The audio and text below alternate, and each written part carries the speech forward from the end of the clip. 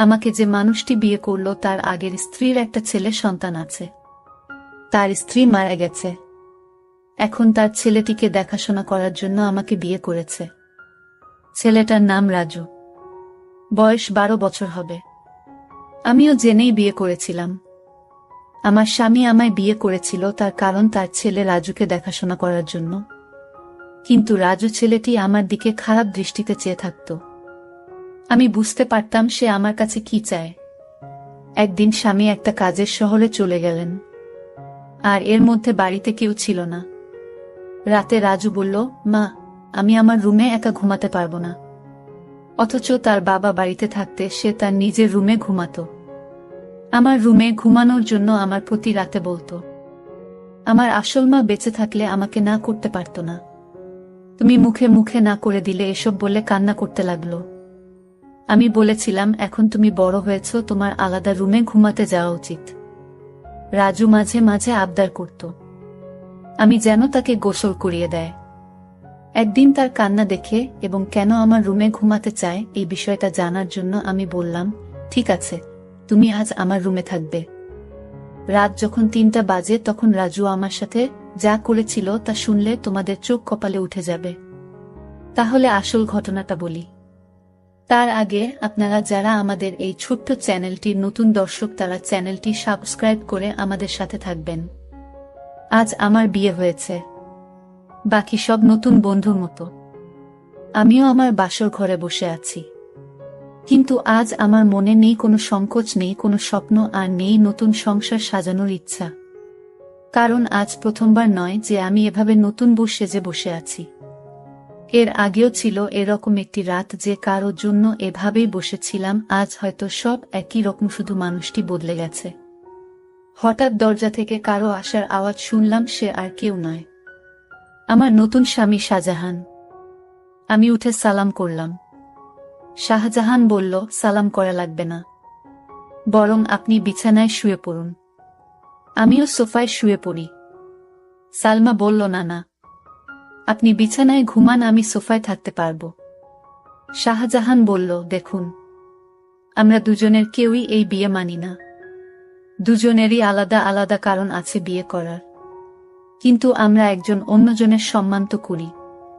আর আমি এরকম ব্যক্তি না জেনে আমি বিছানায় ঘুমাবে আর কোনো মেয়েকে এভাবে সোফায় কষ্ট করে ঘুমোতে দেবে। আপনি আমার স্ত্রী, তাই আপনার খেয়াল রাখা আমার দায়িত্ব। আর আপনি যদি আমার এতটুকু সম্মান করেন তবে বিছানায় ঘুমিয়ে পড়ুন। আমিও মাথা নেড়ে সম্মতি দিলাম আর বিছানায় শুয়ে পড়লাম। এবার বলি, আমাদের বিয়েটা কিভাবে হলো। মিস্টার শাহজাহান চৌধুরী শহরের অনেক বড় একজন ব্যবসায়ী। আমাদের বিয়েটা পরিবারের সম্মতিতেই হয়েছে। বলতে গেলে পরিবারের জন্যই হয়েছে। অবশ্য আমাদেরও অসম্মতি ছিল না। আজ আমরা দুজনে এক পবিত্র বন্ধনে আবদ্ধ, কিন্তু এ বন্ধন কোনো মনের জায়গা নেই। কারণ আমাদের দুজনের মনেই যে অন্য কারো নাম আগে থেকেই লেখা, মানে দুজনের মনেই অন্য কারো মায়ায় জড়িত। অন্য কারো কাছে আমাদের মন বন্ধক রয়েছে। ভাবতেই চোখ দিয়ে এক ফোঁটা জল বয়ে গেল। বিয়েটা দুজনেই করেছি, কিন্তু এই বিয়েতে কোনো ভালোবাসা নেই, শুধু রয়েছে দায়িত্ব। তা নিয়ে আমাদের বিয়ের আগেই চুক্তি হয়েছিল, উনি আমার দায়িত্ব নেবে, আর আমি উনার পরিবারের আর উনার ছেলে রাজুর, উনার মলি আপুর ছেলে। মলি আপুকে তাই তো ভাবছেন? শাহজাহান এর প্রথম স্ত্রী। তিনি এখন আর এই পৃথিবীতে নেই। 3 বছর আগে ইহকাল থেকে পরকালে প্রস্থান করেছে। বিয়ের আগে তার ছবি দেখে জানতে পারলাম সে আর আমি একই ভার্সিটিতে ছিলাম। শাহজাহান ও তার আমার সিনিয়র ছিল। শাহজাহানের সাথে কখনো দেখা না হলেও মলি আপুর সাথে প্রায়ই দেখা হতো। সরি দেখা বললে ভুল হবে, ঝগড়া হতো বলে উনি আমাকে তেমন একটা দেখতে পারতেন না। এর কারণও আছে, আমি অনেক দুষ্ট প্রকৃতির ছিলাম, আর উনার সব টাইটেল নাকি চুরি করেছিলাম তা উনি শুধু ভাবতেন। অবশ্য আজও হয়তো থাকলে আমার সঙ্গে ঝগড়া করতেন। উনার স্বামীকে চুরি করেছি বলে অপবাদও দিতেন, কিন্তু ওনার স্বামীর উপর তো আমার কোনো অধিকারই নেই, কারণ আমি উনাকে নিজের স্বামী মানতে পারিনি। বিয়েটা করেছি শুধু পরিবারের জন্য। রাজু এখন 11 বছরের ছেলে। ক্লাস 5-এ পড়ে, দেখতে একদম তার বাবার মতো। যেমন সুন্দর তেমনি মায়াবী দেখতে। বিশেষ করে তার চোখ দুটি শাহজাহানের মতো একদম। শুনেছি শাহজাহানের চোখে নাকি অনেক মায়া, কিন্তু কখনো তাকায়নি, কারণ এখন আর কারো মায়া পড়তে চাই না। একবার পরে অনেক কেঁদেছি, আর কাঁদার ইচ্ছা নেই। আর না কষ্ট সহ্য করার ক্ষমতা আছে, সব বাদ দিয়ে এখন ঘুমিয়ে পড়ি। ঘুম থেকে উঠলাম, সকালের আলো যখন চোখে এসে পড়ল, উঠে দেখি শাহজাহান এখনো ঘুমোচ্ছে, কিন্তু জানলা থেকে আসা আলো তার ঘুমে ব্যাঘাত দিচ্ছে। তাই পর্দা বন্ধ করে দিয়ে আসলাম। এসে রেডি হয়ে বাইরে চলে আসলাম। এসে দেখি আমার শাশুড়ি মা আর ভাবি আগে থেকেই উঠেছে। আরে বোমা, তুমি এত সকালে কেন? আমি বললাম, আসলে মা ঘুম ভেঙে গিয়েছিল তাই। ভাবি, তা ঠিক আছে, কিন্তু আমাদের নতুন বোমা কোনো সাজে না, না কোনো গয়না। যাও পরে আসো। ভাবি, আসলে আমার সাজা পছন্দ না। ভাবি বলল, জানি, তাই তো গতকাল নিজের বিয়েতেও সজনি। মা বলল, বিয়েটা কি তেমন ভাবে হয়েছে, নাকি তোর দেবার জন্য কিছুই করতে পারলাম না? ভাবি বলে, থাক মা, বাদ দেন। মা, আমাদের নতুন বউ তো এমনিতেই চাঁদের টুকরা, ওর সাজা গোজা লাগবে না। ভাবি, আমি বুঝি সুন্দর না, মুখ গোমরা করে মা বলল, তুইও খুবই সুন্দর, কিন্তু মা জানো, আমি ছেলে হলে ঠিকই প্রেমে পড়তাম। আমার যাটা এত সুন্দর, সবাই হাসাহাসি করত। সালমা বলল, মা আমি আপনাদের জন্য চা বানিয়ে আনি। মা বলল, আরে না, তুই বস, আমরা সব করব। সালমা বলল, মা আমার ভালো লাগে না এমনি বসে থাকলে। মা, কিন্তু সালমা প্লিজ মা। ভাবে বলল, আচ্ছা তাহলে আমি সাহায্য করি, আর সাথে অনেক গল্প করব, কেমন? সালমা, আচ্ছা। সালমা চা বানালো, আর রানু ও ভাবির সাথে গল্প করল। আসলে গল্প করছিল না, শুধু শুনছিল। চা বানানো শেষে নিয়ে আসে।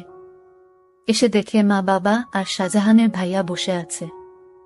বসে বসে গল্প করছে, সবাইকে চা দিল। বাবা বলল, অনেক মজা হয়েছে, তোমার চায়ের থেকেও মজা হয়েছে। শাহজাহান, হ্যাঁ, অনেক অনেক ভালো হয়েছে। রানুকে একটু চা বানানো শিখিয়ে দিয়ে। রানু, কি এত বড় কথা, কাল থেকে 7 দিন তোমার চা বন্ধ? বাবা বলল, না না, আমি তো দুষ্টুমি করে বলেছি। তুমি তো জানো আমি চা ছাড়া থাকতে পারি না। এভাবে সবাই চা খেয়ে নিলাম। তারপর আমি আমার স্বামী রুমে গেলাম, গিয়ে দেখি অবাক কাণ্ড। শাহজাহানের ছেলে, অর্থাৎ আমার স্বামীর ছেলে তো আমারই ছেলে, সে তো বড় দুষ্টু হয়ে গেছে অল্প বয়সে। মনে হয় পেকে গেছে। গিয়ে দেখি একটা পুতুল হাতে নিয়ে বলছে, তুমি কবে আমার হবে মা, কবে আমায় কাছে টেনে নেবে? আমি যে আসতে পারছি না মা। আমি অবাক হয়ে তার কথাগুলো শুনতে পেলাম, কোনো মাকে সে চায়, আর মায়ের কাছে তার কিসের চাওয়া? আর তার মা তো বেঁচে নেই। তাহলে আমাকে নিয়ে কিছু বলছে নাকি? এত ছোট ছেলেই বয়সে পেকে গেছে। কি বলছে কিছুই বুঝতে পারছি না। কিছুদিন পর আমার স্বামী ব্যবসার কাছে বাইরে গেলেন। কিছুদিনের জন্য রাজু ছেলেটি আমার দিকে সব সময় এক অদ্ভুত দৃষ্টিতে তাকিয়ে থাকে। মনে হয় তার চোখের ভিতর হাজারো পিপাসা। আমি হঠাৎ জিজ্ঞেস করলাম, এই রাজু, তুমি এভাবে আমার দিকে তাকিয়ে কি দেখছো? আমি আপনার চেহারা দেখছি, আপনার চেহারায় এতটাই মায়া যে আপনার চেহারায় আমি একটা অদ্ভুত জিনিস দেখতে পাই। আমি তো তার কথা শুনে অবাক, এতটুকু বাচ্চা ছেলে এসব কি বলে? হঠাৎ আমাকে জিজ্ঞেস করে ফেলল, আচ্ছা মা, তুমি বাবাকে কেন বিয়ে করলেন? আমি বললাম, দেখো তুমি ছোট মানুষ, আর তাই তোমাকে দেখাশোনার জন্য তোমার বাবা আমাকে বিয়ে করেছে। রাজু ইদানিং দেখছি আমার দিকে অদ্ভুত দৃষ্টিতে তাকিয়ে থাকে। আমি যেখানে যাই সেখানে আমাকে ফলো করে। আমি গোসল করতে গেলাম। রাজু বলছে, মা অনেক দিন হলো আমার মা আমাকে গোসল করিয়ে দেয় না, আমাকে ভাত খাইয়ে দেয় না। মা, তুমি তো আমার মা, যেহেতু আমার আগে মা মারা গেছে। এখন আমার মা হিসেবে আমার আব্বু তোমাকে বিয়ে করে এনেছে মায়ের শূন্যতা পূরণ করার জন্য। মা, আমাকে তোমার হাতে গোসল করিয়ে দাও। আমি বললাম, দেখো রাজু, তুমি যখন ছোট ছিলে তখন তোমার মা তোমাকে গোসল করিয়ে দিত, আর এখন তো তুমি বড় হয়েছ, তুমি নিজ হাতে গোসল করতে শিখেছ। তাই এখন আর আমি তোমাকে কিভাবে গোসল করিয়ে দেয়? তুমি নিজেই করতে পারবে বাবা। সৎমা পর কখনো মা হয় না। আমি বুঝতে পারলাম আমাকে তোমার কোনো হেল্প করতে হবে না। এই বলে রাজু চলে গেল। আমি চিন্তা করলাম আমার কি কোথাও ভুল হয়েছে। আমি তো এখন তার মা, আর তাই মা হিসেবে আমার কর্তব্য পালন করা উচিত ছিল। কিন্তু তো তার বাবা বাড়িতে থাকাকালীন আমার হাতে গোসল করতে চাইতো না। আজ বাড়িতে তার বাবা নেই। আসলে কারণটা কি, বিষয়টা আমি কিছুই বুঝতে পারছি না। এসব ভাবতে ভাবতে রাতের রান্না শেষ করে আমার রুমে গিয়ে রাজুকে ডাক দিলাম। গিয়ে দেখি আমার একটা ছবি হাতে নিয়ে ছবিটির সাথে কি যেন বলছে, আর ছবির সাথে এক অদ্ভুত আচরণ করছে, আর বলছে আমার মনের আশাটুকু কবে পূরণ হবে মা। রাজু চোখের পানি ছেড়ে কান্না করছে আর বলছে। আমি ডাক দিলাম, রাজু তুমি কান্না করছো কেন, তোমার কি হয়েছে? কিছু হয়নি মা, আমি আসছি, তুমি যাও। আমি এক গভীর চিন্তায় পড়ে গেলাম। রাজু আমার কাছে কি চায় তার দৃষ্টিভঙ্গি আমার কাছে স্বাভাবিক মনে হচ্ছে না। রাজু খেতে বসলো আর তার মাকে বলতে লাগলো, মা আজ রাতে আমি তোমার রুমে ঘুমাবো। আমার ওই রুমে একা একা ঘুমাতে ভয় লাগে। আমি বললাম, রাজু তুমি এখন বড় হয়েছ, তোমার ভয় পাবার কথা না, তুমি তোমার রুমে ঘুমাও, কিছু হবে না। রাজু আমার কথা জবাবে বলল, আরে মা, আমার আসল মা যদি বেঁচে থাকতো তাহলে এভাবে মুখে মুখে না করতে পারতো না। আমার সব ইচ্ছা আমার মা পূরণ করত। আচ্ছা রাজু, তোমার কাছে একটা প্রশ্ন, তোমার আব্বু যখন বাড়িতে ছিল তখন তুমি তোমার সব আবদারের কথা বলতে না। এখন তোমার আব্বু বাড়িতে নেই, আর এখন তোমার অনেক আবদারের কথা বলছো কেন বাবা? মা তুমি আমার কষ্ট বুঝবে না? আমি তো কিছুই বুঝি না, সব তুমি বোঝো। এসব কথা বাদ দিয়ে এখন ঘুমাতে যায়। রাত অনেক হয়েছে। রাজু চোখের পানি ছেড়ে তার রুমে চলে গেল, আর আমি শুয়ে শুয়ে রাজুর আবদারের কথা ভাবতে লাগলাম। রাজু আমার রুমে ঘুমাতে চাই, তার নাকি নিজের রুমে থাকতে ভয় করে। আবার বলে তাকে গোসল করিয়ে দিতে, আমার ছবি হাতে নিয়ে ছবিটির সাথে গুনগুনিয়ে কি জানি বলে। না, আমি কিছুই ভাবতে পারছি না। এসব ভাবতে ভাবতে আমার কিছুতেই ঘুম আসছে না। হঠাৎ রাজুর রুমে একটা আওয়াজ শুনতে পেলাম। আমি জানালা দিয়ে উকি দিয়ে দেখি ছবিটি হাতে নিয়ে ছবির সাথে এক অন্য রকম আচরণ করছে, আর মাঝে মাঝে হাসছে, আবার কান্নাও করতেছে। আমি এসব ভাবতে ভাবতে পাগলের মতো হয়ে গেলাম, কিছুতেই ঘুমাতে পারছিলাম না। কিন্তু হঠাৎ আমার মাথায় একটা বুদ্ধি এলো। আসলে রাজু আমার কাছে কি চায় তা আমার জানতে হবে। তাই আমি সিদ্ধান্ত নিলাম, আমি আমার রুমে তাকে থাকতে দিব, আর আমি ঘুমাবো না, ঘুমের ভান করে থাকব। তাহলে বুঝতে পারবো আসলে রাজু আমার কাছে কি চায়, তা স্পষ্ট হয়ে যাবে। তারপর দিন আমি রাজুকে বললাম, রাজু আজ তোমাকে আমার নিজের হাতে খাবার খাইয়ে দিব, তুমি খাবে? না না মা, আমি তোমার হাতের খাবার খাবো না, কারণ তুমি আমার আবদার পূরণ করো না। ঠিক আছে বাবা, তোমার সব কথা রাখবো, তুমি এবার আমার হাতে রান্না করা খাবার খেয়ে নাও। সত্যি বলছো মা? সত্যি, সত্যি। এবার রাজু খুশি হয়ে সে আমার হাতের খাবার খেলো। ঠিক আছে বাবা, তাহলে তোমার আজকে তোমার রুমে থাকতে হবে না, তুমি আমার রুমে ঘুমাবে। কারণ আমি এখন বুঝতে পারছি বড় রুমে থাকতে তোমার ভয় লাগে, তাই না? তাহলে তুমি আমার কষ্টটুকু বুঝতে পেরেছ। তারপর রাজুর বাবার ফোন আসলো। সে ফোনে জানিয়ে দিল আমার আসতে আরো 15 দিন দেরি হবে। তুমি ছেলের প্রতি খেয়াল রেখো। আমি মনে মনে একটু খুশি হইলাম, কারণ যদি আমার স্বামী এসে পড়তো তাহলে রাজু আমার কাছে কি চায় তা হাতে নাতে ধরতে পারতাম না। ভালোই হলো। তারপর রাতের খাবার খেয়ে রাজুকে ডাক দিলাম, রাজু তুমি আমার রুমে আসো, আজ তুমি আমার রুমে ঘুমাবে। শুধু আজ নয়, যতদিন তোমার বাবা আসবে না ঠিক ততদিন পর্যন্ত, বুঝলে? লক্ষ্য করলাম রাজু অনেক খুশি হয়েছে। তারপর রাতে ডিনার করে আমি ঘুমের ভান করে শুয়ে রইলাম। এদিকে রাজু শুয়ে পড়ল। রাত যখন 3টা বাজে তখন দেখি রাজু ধীরে ধীরে বিছানা থেকে উঠে পড়ল। তারপর রাজু ভালো করে আমাকে দেখল আমি ঘুমিয়েছি কিনা। তারপর ধীরে ধীরে আমার কাপড়ের আঁচলটা বের করল, কারণ কাপড়ের আঁচলে আমার ঘরের আলমারির চাবি ছিল। আমি যেন আর না পাই, আর তাই সে ধীরে ধীরে চাবিটা আঁচল থেকে তার হাতে নিয়ে নিল।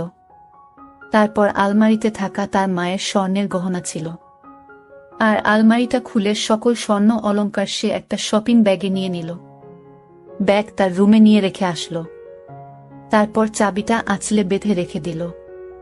তারপর ঘুমিয়ে পড়ল। আমি ঘুম থেকে জেগে উঠি। এটা কি করলো? এতটুকু একটা ছেলের সাহস দেখে আমি অবাক হচ্ছি। সেসব স্বর্ণ অলংকার চুরি করলো, আর এই বয়সে তার এত স্বর্ণ বা টাকা দরকার কেন? আমি তাকে কিছুই বলিনি। সকালে উঠে রাজু বলল, মা, তাড়াতাড়ি খাবার দাও, আজ একটু জলদি স্কুলে যেতে হবে। ঠিক আছে, আমি নাস্তা দিচ্ছি, খেয়ে স্কুলে যাও। সে তাড়াহুড়া করে খাবার খেয়ে ব্যাগটি নিয়ে ঘর থেকে বের হতেই আমিও তার পিছু নিলাম। তারপর দেখলাম একটা স্বর্ণের দোকানে গিয়ে স্বর্ণগুলো বিক্রি করে দিল। তারপর এই টাকাগুলো নিয়ে কবরের চারপাশে বেড়া দেওয়ার জন্য কিছু সরঞ্জাম কিনল, আর সেই সরঞ্জাম নিয়ে গেল তার আসল মায়ের কবরের পাশে। আর মায়ের কবরের চারপাশে বেড়া দিয়ে খবরটাকে সুন্দর করে তুলল, যেন গরু ছাগল যেতে না পারে। আমি রাজুর এই দৃশ্য দেখে অবাক হয়ে গেলাম। এতটুকু একটা ছেলে, মায়ের প্রতি ভালোবাসা, কিন্তু চুরি করে কেন করল? পরে আমি রাজুকে বললাম, বাবা, আমি তোমার সব কার্যকলাপ দেখেছি, তুমি চুরি করলে কেন? মা, তুমি জানো এখন আমার মায়ের টাকা দিয়ে কিনা আমার বাবা আমার মাকে অনেক কষ্ট দিয়েছে, আর তাই আমি আমার মায়ের সম্পদ বিক্রি করে মাকে দিয়ে আসলাম। ভালো করেনি মা। বাহ রাজু, তোমার মতো সন্তান যদি প্রতিটি ঘরে ঘরে থাকতো, তাহলে পৃথিবীটা অনেক সুন্দর হয়ে যেত। মায়ের প্রতি এমন ভালোবাসা দেখে আমি মুগ্ধ হলাম। সকল দর্শকদের উদ্দেশ্য করে বলতে চাই, যাদের মা বেঁচে আছে তারা খেয়াল রেখো, তাহলে দুনিয়া আখেরাতে শান্তি পাবে, সকল কাজে সফল হবে। আর হ্যাঁ, মা ছাড়া এই দুনিয়াতে আপন কেউ নেই। যার মা নেই তার এই দুনিয়াতে কেউ নেই। বন্ধুরা, আজকের গল্পটা কেমন লাগলো তা কমেন্ট করে জানাবেন। আর আপনারা কোন ধরনের গল্প পছন্দ করেন তাও কমেন্ট করে জানাবেন। সকলে ভালো থাকবেন, দেখা হবে নতুন কোনো ভিডিওতে। ভিডিওটি শেষ পর্যন্ত দেখার জন্য সবাইকে অসংখ্য অসংখ্য ধন্যবাদ।